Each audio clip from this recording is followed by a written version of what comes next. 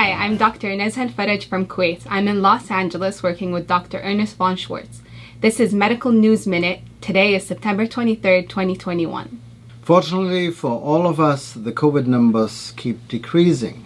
Yesterday there were 1,227 new cases reported in California, with 18 reported deaths.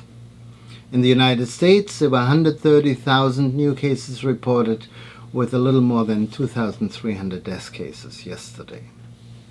So still high numbers, but obviously there's light at the end of the tunnel.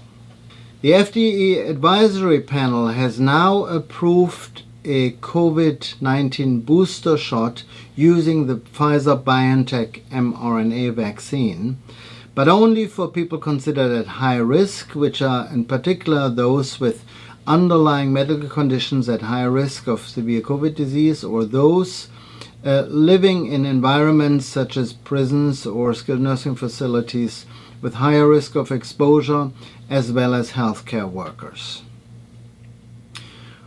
On another news, several countries in Europe now have changed their laws with regard to those who are not vaccinated.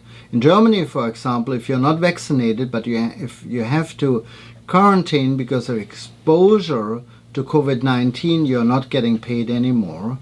Furthermore, in some countries, if you're not vaccinated, you have to pay for the COVID testing now. That's not the case in the United States, but we still urge and encourage everybody who has not been vaccinated, get vaccinated, because it is still a deadly disease out there. On different news, the CDC has warned that an outbreak of salmonella due to an unknown food source has been recently detected in 25 states across the United States, including California. Salmonella can be found in undercooked meat and poultry and represents usually as a severe disease with intestinal symptoms including diarrhea and abdominal pains. On other news, some data on obesity, especially with the recent pandemic. The prevalence of obesity is twice as high in the United States compared to 3 years ago, with the lowest rate in Colorado at 24.2% and the highest rate in Mississippi at almost 40%. It is related to less exercise, bad eating habits, and of course a genetic predisposition, among other risk factors.